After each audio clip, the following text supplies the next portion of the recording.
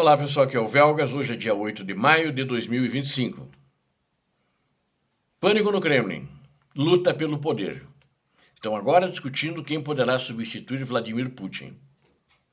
Quero convidá-los a inscrevam-se no canal, deem um like, compartilhem com as suas redes sociais e façam os seus comentários.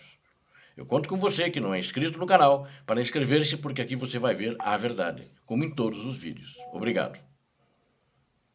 A guerra na Ucrânia já está fazendo talvez baixas do próprio ditador. Ele que começou a guerra, mas ele está muito enfraquecido. E não só pela guerra, que não está entregando as vitórias que prometeu, mas também porque destruiu a economia da Rússia. Então, além do pânico já que preocupa a parada do desfile militar, a comemoração, com alguns dirigentes de países que foram lá, que vão assistir, e também de tropas de outros países que vão desfilar em solidariedade a Moscou, são países muito próximos a Moscou, e eles estão preocupados com isso e a gente vai ver o que está acontecendo. Embora o ditador russo não tenha planos de concordar com um cessar-fogo e esteja se preparando para esse desfile no dia 9 de maio, no Kremlin estão muito preocupados. Resta saber se essas pessoas vão ter coragem ou estão tendo coragem de enfrentar o ditador da Rússia.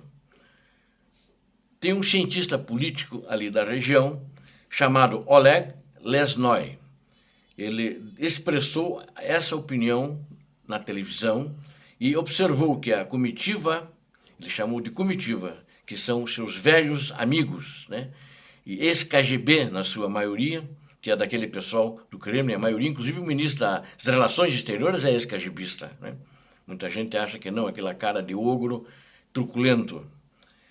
Ele observou que a comitiva, ou seja, o grupo de Putin, que eu chamo de máfia do Kremlin, inclui seus velhos amigos que o apoiam. Foi com esses velhas caras da KGB que ele percorreu toda a sua trajetória política. O cientista político observou que uma luta peculiar entre dois lados está em andamento no Kremlin. A questão é quem vencerá. Os velhos e experientes ex-KGB, acho que eles são muito fortes. Em termos de governo, eles são muito fortes. E foram eles que começaram essa guerra com Putin. Ou os jovens gananciosos. Assim, os primeiros não se importam com o que acontece, mas os outros querem viver um pouco mais. Então, tentam não perder tempo. E o contato, inclusive, tentando fazer contato com os Estados Unidos da América. Com os novos, está incluída que pare a guerra, que tenha um cessar-fogo e reine a paz, mas não se importa se tiver que reconhecer depois. É líder de um partido que é a filha Ekaterina, filha do ditador russo. Os mais velhos não têm nada a perder, né? Então, estão raivosos e estão cínicos. Também é interessante ver quem Putin dá ouvidos, a quem ele ouve. A sua velha guarda ou a juventude. Acho que neste momento ele está se inclinando para seus velhos, confiáveis, ex-KGBistas, que na realidade não são ex-KGBistas. O próprio ditador russo disse uma vez que não existe ex-KGB, sempre será KGB, mesmo que vá se aposentar. Tanto que uma vez ele foi visitar no aniversário um professor dele na escola da KGB, que estava aposentado e que ele gostava muito, e levou um presente para ele, né? Um presente de assassino para assassino. Mas os jovens ainda estão sem garra, né?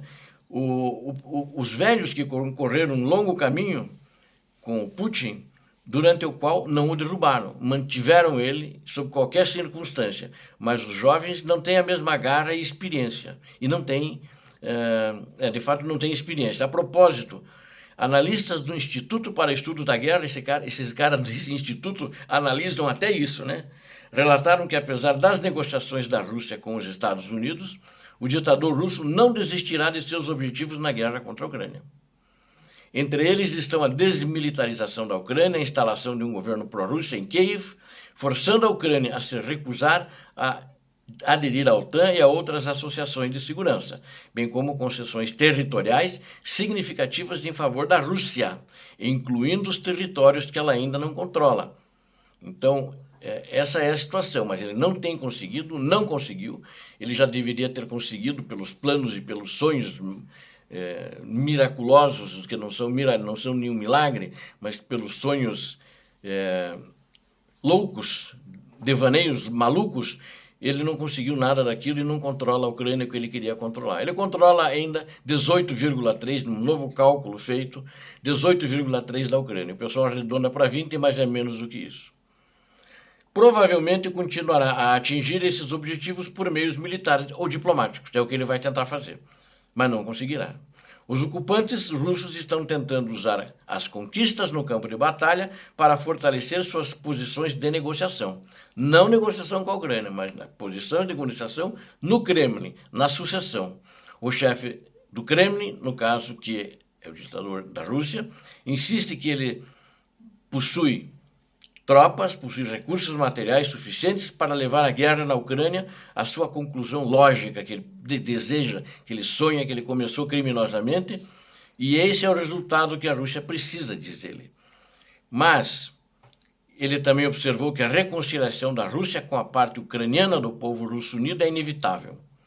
Ele repetiu sua tese favorita, que os ucranianos são apenas um subconjunto dos russos, não uma nação separada. Dessa forma, Putin busca justificar, dessa maneira flagrantemente mentirosa, a invasão da Ucrânia e a ocupação de seus territórios, e ele acha que, assassinando, que torturando, que estuprando e sequestrando crianças, ele está fazendo o correto. É um criminoso que merece ir diretamente para o inferno.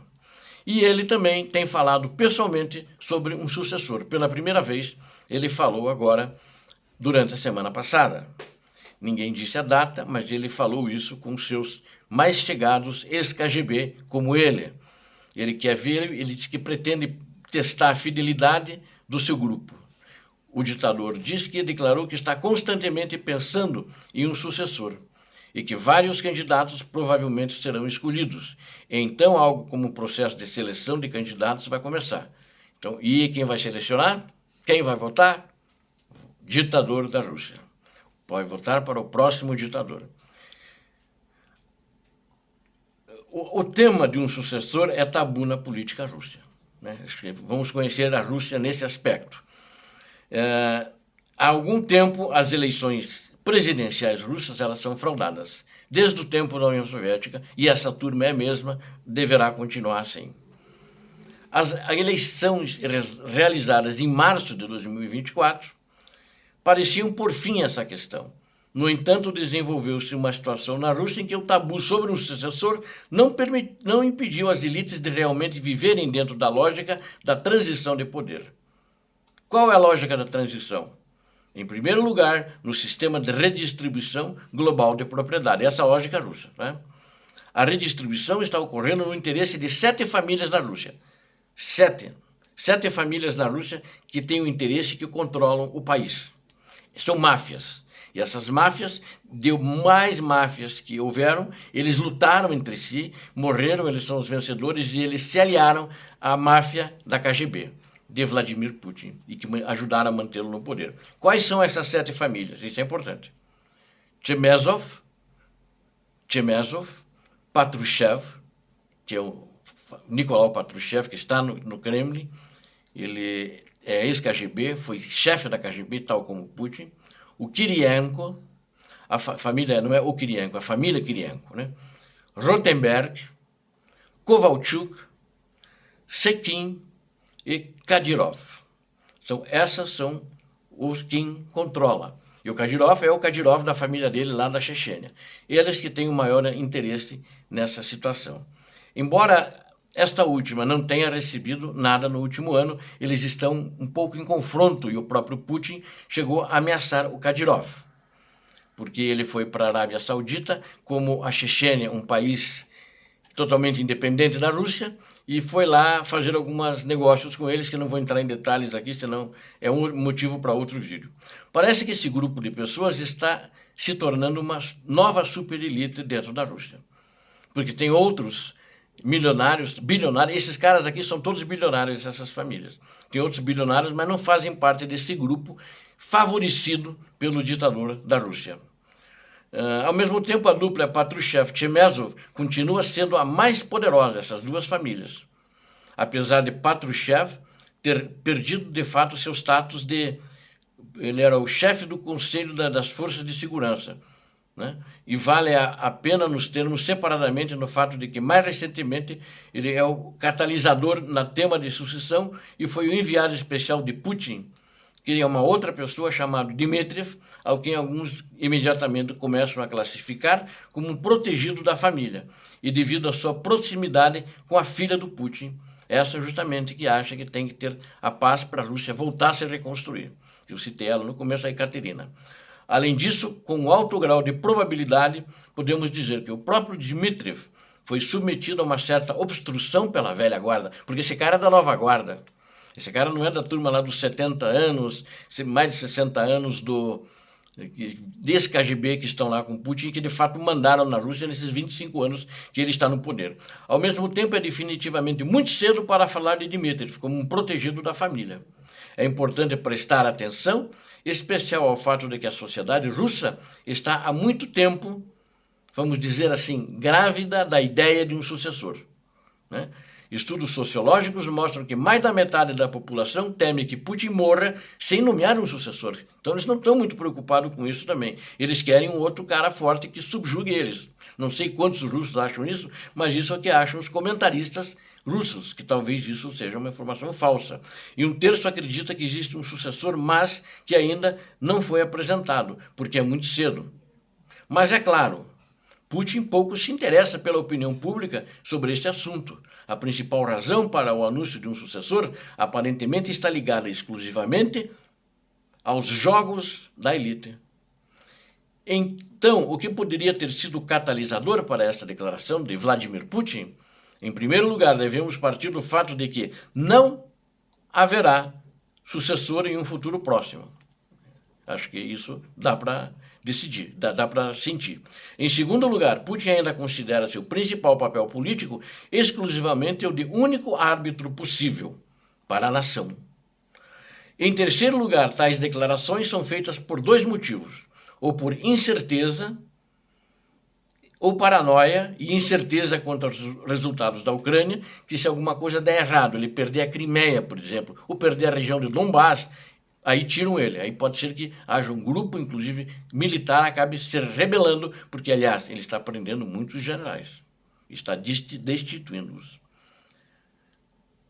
Ou, por incerteza, ou um truque para que seu grupo comece a pedir que ele fique e não vá a lugar nenhum, né? Pode ser que seja isso. E pode ser que aí os dois grupos se juntem, os dos novos e os dos velhos, fica lá no "fica Putin". Aí ele diz: diga ao povo que fico.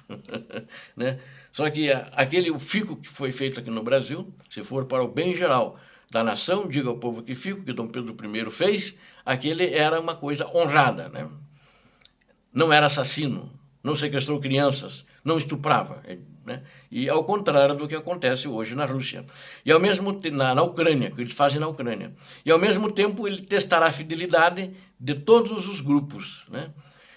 Mas eu acho o seguinte: enquanto não houver transição de poder, Putin não vai buscar um verdadeiro sucessor. Ele quer sentir os caras que eles acham que é forte. Pode ser que seja bom, se não for bom, esse cara não pode mais andar perto de janelas. Mas ele já começou o jogo. Então, a goma de mascar sobre o novo Putin foi lançada, do novo ditador, né? Bem, precisamos lembrar, a maior ameaça é a ausência de qualquer ideologia que eles têm, né? Que não seja a do mundo russo. A ideologia que a Rússia tem, que o povo russo tem, é o chauvinismo imperialista do povo russo. Essa é a ideologia deles, né? Que ela remonta aos tempos dos comunistas, enquanto às vezes eu digo, a Rússia é comunista, não, mas não tem mais comunista, o Putin é de direita, idiotas, imbecis. Aí eu já nem discuto mais, que com essa gente eu não discuto, né? A maioria dos russos dizem até que entre 80% a 90% eles acreditam que é isso, é essa ideologia russa, incluindo os apolíticos, né? E os bons, né? Se existe bons lá, são em maior ou menor grau adeptos dessa ideologia, mas se é adepto dessa ideologia, acho que não é tão bom assim. Obrigado a vocês que assistiram a este vídeo, conto com vocês, inscrevam-se no canal, deem um like, compartilhem com a sua rede social e faça seus comentários. Olha, hein, você que assistiu, não é inscrito, inscreva-se, o que acabou de ver aqui é a verdade. Deus abençoe a vocês, Deus abençoe a Ucrânia, Deus abençoe o Brasil. Paz e bem, paz para toda a humanidade.